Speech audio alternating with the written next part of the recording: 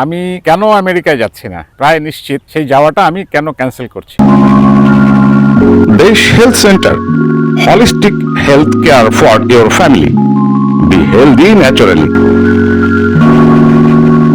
অনেকে ভাবতে পারেন যে আমেরিকায় যাওয়ার সুযোগ কেউ হাতছাড়া করে। হ্যাঁ, সত্যি তাই, আমি হাতছাড়া করছি একটা নিশ্চিত সুযোগ। কারণ ইমিগ্রেন্ট ভিসা সম্পর্কে যাদের ধারণা আছে তারা জানেন যে ইমিগ্রেন্ট ভিসা রিজেক্ট হওয়ার চান্স খুবই কম। কারণ আমার যতজন আত্মীয় স্বজন এ পর্যন্ত গেছে কারোটাই রিজেক্ট হয় নাই, সুতরাং আমারটা রিজেক্ট হওয়ারও কোনো প্রশ্ন আসে না। সমস্ত প্রসেস কমপ্লিট হওয়ার পরও জাস্ট ইন্টারভিউর আগ মুহূর্তে আমি কেন আমেরিকাতে যাওয়া স্টপ করলাম বা ডিসিশন চেঞ্জ করলাম সেটি পরে বলছি। যারা আমাদের চ্যানেলের নিয়মিত দর্শক তারা গত 2 বছর আগের একটি ভিডিওতে দেখেছেন, আমি একটি ভিডিওতে বলেছিলাম যে চেম্বারের শেষ ভিডিও, অর্থাৎ এই চেম্বারে বসে আর আমি ভিডিও বানাবো না। তার মানে সেই দিন আমি ফর্মালি এবং অফিসিয়ালি আমার চেম্বারকে ক্লোজ করেছিলাম। যদিও তারপরে এই 2 বছর অনলাইনে অনেক রোগী দেখেছি, কিন্তু চেম্বারটা বন্ধ ছিল। এই চেম্বার বন্ধের পেছনে কারণ ছিল আমার আমেরিকায় যাওয়ার একটা কথা চলছিল বা প্রায় সুনিশ্চিত হয়েছিল। যদিও আমেরিকাতে যাওয়ার প্রথম সুযোগ আমি পাই 1986 সালে। আমি তখন একটা ইন্টারন্যাশনাল অ্যাওয়ার্ড অ্যাচিভ করি এবং সেটি রিসিভ করার জন্য আমেরিকা থেকে আমাকে ইনভাইট করা হয়। বিশেষভাবে অ্যাম্বাসি থেকে চিঠি দিয়ে দাওয়াত দেওয়া হয়। আমি সেটাও খুব একটা আগ্রহ প্রকাশ করিনি, যদিও তারা আমাকে সেই আমার অ্যাওয়ার্ডটি শিপমেন্ট করে পাঠিয়ে দিয়েছিল এবং প্রাইজ মানিটাও দিয়েছিল। আমেরিকায় যায় সবাই ডলার কামাই করতে, তো আমার যাওয়ার উদ্দেশ্যটা ঠিক ডলার কামাই করা ছিল না, হয়তো অন্য কিছু ছিল, সেটি আমি পরে বলবো। কেন আমি আমেরিকা যেতে চেয়েছিলাম আর কেন যাচ্ছি না, এসব কিছু আমি ব্যাখ্যা করব। এই জন্য ব্যাখ্যা করব, এটা হয়তো কারো ইন্টারেস্ট নাই জানার আমি আমেরিকায় গেলাম কি না গেলাম, তাতে কারো কিছু যায় আসে না। বাট আমি মনে করি যে আমরা যারা সোশ্যাল মিডিয়াতে আছি তাদের জীবনে লুকানো কিছু নাই, তাদের জীবনের কোনো লুকানো গল্প নাই, সবকিছুই আমরা অনলাইনে ভাগাভাগি করি। এর কারণ হচ্ছে ভার্চুয়াল ফ্রেন্ডরাই অ্যাকচুয়াল ফ্রেন্ড এখন বর্তমানে। তারা আমাকে নানাভাবে সহযোগিতা করে বুদ্ধি পরামর্শ দিয়ে। তো আমি 1986 সালে যখন ইন্টারন্যাশনাল অ্যাওয়ার্ডটা পাই, তারপরে আমি সেখান থেকে প্রাইজ মানি ছিল $2400, সেই সময় $2400। সো আমি তখন থেকে অ্যাকচুয়ালি ডলার ইনকাম করা শুরু করি। তার মানে যারা তখন ইম্পোর্ট করতো, এক্সপোর্ট করতো, শুধুমাত্র তারাই ডলার ইনকাম করতো। এর বাইরে ডলার আয়ের সুযোগ খুব কম ছিল, বা যারা বিদেশে থাকতো তারা টাকা পয়সা পাঠাতো, কিন্তু সরাসরি দেশে বসে ডলার ইনকাম করা ওটা আমার প্রথম। তারপরে অনলাইনে আমি অনেক রোগী দেখেছি, ইভেন গত মাসেও আমি আমেরিকান পেশেন্ট দেখেছি যার ওষুধ মূল্য বা যার কনসালটেন্সি ফিস ছিল প্রায় $1000 মতো। তাছাড়া আমার ইউটিউব চ্যানেল মনিটাইজ, সেখান থেকে ডলার ইনকাম হয়। ফেসবুক মনিটাইজ, সেখান থেকে আমার ডলার ইনকাম হয়। সুতরাং ডলার ইনকামের জন্য বা টাকা ইনকামের জন্য, কারণ আমি দেশে থেকেও খুব কম টাকাতে ইনকাম করি ব্যাপারটা সেরকমও না। আমার চলার মতো যতটুকু দরকার, আমি খুব স্বল্প চাহিদার মানুষ, আমার চলার জন্য যতটুকু দরকার ততটুকু আমি মোটামুটি চলতে পারি বা চলে আসছি এতদিন। সুতরাং ডলার ইনকাম করাটা কিন্তু আমার মুখ্য উদ্দেশ্য ছিল না। কিন্তু আমি যেতে চেয়েছিলাম যে কারণটিতে, সেটি হলো আমার আসলে একটা স্বপ্ন ছিল। তো যাই হোক, আমি কেন যেতে চেয়েছিলাম এবং কেন যাচ্ছি না সেই কথাটা আমি আরেকটি ভিডিওতে আরেকদিন বলবো। আজকে অন্য একটি প্রসঙ্গে কথা বলবো, এই আমেরিকায় যাওয়া নিয়ে। সেটি হলো যে যখন আমি ঘোষণা দিলাম যে আমি চেম্বার ক্লোজ করার পর, অনেকে আমার কাছে জানতে চেয়েছিল যে কেন আমি চেম্বারটা বন্ধ করছি। কারণ আমার পেশেন্ট যারা হয়, আমার এই 20 বছরের প্র্যাকটিস জীবনে অসংখ্য পেশেন্ট দেখেছি, তার মধ্যে ম্যাক্সিমামই তাদের সাথে আমাদের একটা বন্ডেজ তৈরি হয়ে গেছে। তাদের পরিবারের সদস্যের মতো সবকিছুতে তারা আমাকে ইনভাইট করে, খোঁজ খবর নেয়, পার্সোনালি যোগাযোগ করে। সো তাদের সাথে আমাদের এক ধরনের, কারণ আমার একটা পেশেন্ট যখন আসে তখন তার ফুল ফ্যামিলি আমার পেশেন্ট হয়ে যায়। সো একটা সময় গিয়ে তাদের সাথে একটা পার্মানেন্ট রিলেশনশিপ ডেভেলপ করে যায়। তারা শুনে খুব হতাশ হয়ে গেল, তারা সবাই খুব আক্ষেপ করতে শুরু করলো, ভাই আপনি কেন এরকম একটা সিদ্ধান্ত নিতে যাচ্ছেন, কি দরকার আপনার বিদেশে যাওয়ার এখন এই বয়সে। অনেকে আবার বলতেছিল এই বয়সে, অবশ্য এই বয়সে যারা বলতেছিল তাদের ধারণাটা ছিল যে ওখানে যেহেতু কামলা খাটতে হবে, সুতরাং কামলা খাটার মতো বয়স তো আমার নাই।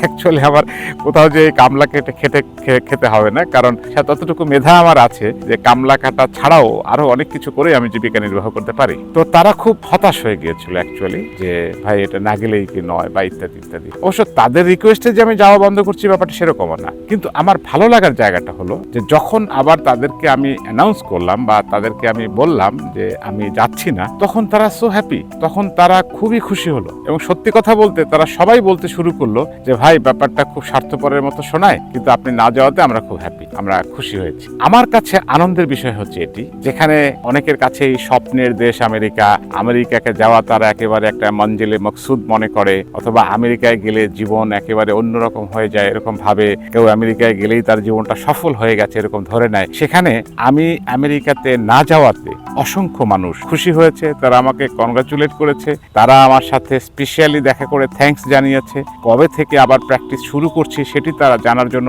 আগ্রহ প্রকাশ করছে। এটা আমার একটা বিরাট পাওয়া, আমার চিকিৎসা জীবনে এটি আমার কাছে একটা বিরাট অর্জন যে আমার পেশেন্ট যারা বা আমার যারা রোগী, আমার যারা সেবা গ্রহীতা, তারা আমাকে এতটা ভালোবাসে, আমার উপরে তাদের এতটা আস্থা আছে। কারণ আমি আগেও বলেছি যে আমাদের পেশেন্টদের সাথে আমাদের এক ধরনের রিলেশনশিপ বিল্ড করে, যার ফলে আমরা তাদের সবকিছু সাথী হই। তাদের সুবিধা শুধু যে আমাদের এখান থেকে ওষুধ নিতে হবে ব্যাপারটা সেরকম না, বা কনসালটেন্সি ফিস দিয়েই সবকিছু নিতে হবে ব্যাপারটা এরকম না। তারা হয়তো কেউ রাত 1টার সময় কেউ ফোন দিচ্ছে, ভাই এরকম একটা সমস্যা হচ্ছে, আমি এখন কি করব। সো নর্মালি আপনারা জানেন যে আমাদের দেশে যারা ডাক্তার আছেন, বিশেষ করে যারা একটু বড় ডাক্তার, ইভেন ছোট ডাক্তার, অ্যালোপ্যাথি ডাক্তার ছোটরাও বড়, সুতরাং তাদের কাছে অ্যাক্সেস পাওয়াটা খুব মুশকিল। আপনি যদি তার পার্মানেন্ট পেশেন্টও হন তাহলেও আপনি খুব সহসা তাদের অ্যাক্সেস পাবেন না, ফোন নাম্বার পাবেন না। সুতরাং এটা তাদের কাছে একটা বিরাট পাওনা যে আমি তাদের ফোন রিসিভ করি এবং তাদের পরামর্শ দিই এবং এই জন্য কোনো এক্সট্রা ফিস নেই না। এটা তাদের কাছে একটা বিরাট পাওনা। সেই জন্য তারা বলে যে ভাই বিপদে আপদে আপনার কাছেই তো যাই, তো এখন কি আপনি চলে গেলে কি হবে। এবং আমি এটা আগেও বলেছি আপনাদের যে আমার পেশেন্টরা যখন অন্য কোনো ডাক্তার দেখায় বিশেষ প্রয়োজনে, হয়তো কোনো স্পেশালিস্টকে দেখাতে হচ্ছে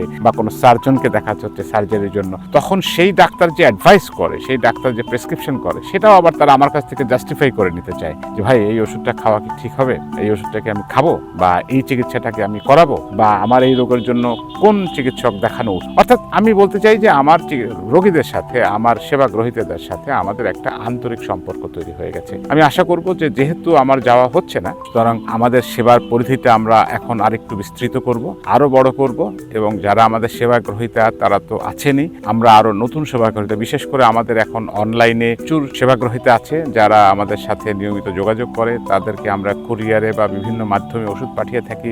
আমরা ইউএসএতে ওষুধ পাঠিয়েছি, আমরা ইউরোপের কয়েকটি দেশে ওষুধ পাঠিয়েছি, মিডল ইস্টের অনেকগুলো দেশে ওষুধ পাঠিয়েছি, কোনোটা লোক মারফত, কোনোটা কুরিয়ার মারফত, বা কোনোটা অন্যান্য কোনো মাধ্যম। সুতরাং আমি আশা করব যে আমরা যে নতুন করে জার্নি শুরু করতে যাচ্ছি, আবার কথা দিতে পারি যে আমরা এবারে যে নতুন করে আবার শুরু করতে যাচ্ছি, সেখানে আমাদের সেবার পরিধিটা হয়তো আরেকটু বিস্তৃত করব, আরো কিছু নতুন সংযোজন সেখানে থাকবে। যেমন আমরা সবসময় বলি যে বি হেলদি ন্যাচারালি, অর্থাৎ আপনি সুস্থ হবেন ওষুধ ছাড়া। হ্যাঁ, ইমার্জেন্সি ক্ষেত্রে কখনো হয়তো একটু ওষুধ লাগতে পারে, বাট সেটা এরকম না যে চলবে সারা জীবন আপনাকে ওষুধ খেয়েই সুস্থ থাকতে হবে, এরকম না। আমাদের দর্শনটাই হচ্ছে যে আপনি একটা সার্টেন টাইম পরে ওষুধ ছাড়াই আপনি সুস্থ থাকবেন। তো আমরা সেখানে হেলথ এডুকেশন এবং অন্যান্য আরো অনেক কিছু বিষয় যুক্ত করব। আমরা এবারে যে নতুন করে যে কার্যক্রমটা শুরু করতে যাচ্ছি, সেখানে এরকম কিছু সংযোজন সেখানে থাকবে। কারণ অলরেডি আমাদের সাথে ইন্ডিয়া এবং ইউএস এর কিছু প্রতিষ্ঠানের কথা হয়েছে যারা আমাদেরকে টেকনিক্যাল সাপোর্টটা দিবে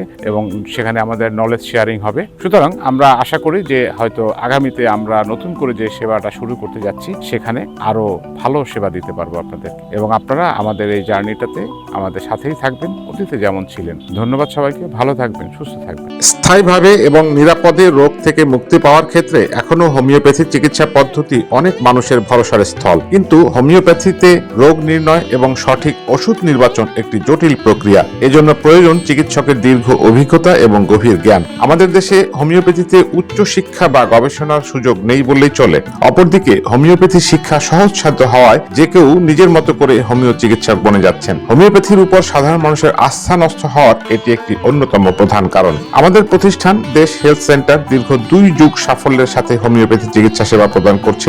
এই সময় আমরা কয়েক হাজার দেশি বিদেশি জটিল রোগী সুস্থ করতে সক্ষম হয়েছি। একাধিক বিদেশি হোমিওপ্যাথি চিকিৎসা ও শিক্ষা প্রতিষ্ঠানের সাথে আমাদের ঘনিষ্ঠ যোগাযোগের মাধ্যমে হোমিওপ্যাথির সর্বাধুনিক আবিষ্কার এবং চিকিৎসা পদ্ধতি জানার সুযোগ আমাদের রয়েছে। যদি আপনি দুরারোগ্য কোনো রোগে আক্রান্ত হন যা প্রচলিত অ্যালোপ্যাথিতে চিকিৎসার যোগ্য নয়, তাহলে আমাদের পরামর্শ নিতে পারেন। আমাদের সাথে ফোন, হোয়াটসঅ্যাপ, মেসেঞ্জার বা ইমেইলে যোগাযোগ করতে পারেন।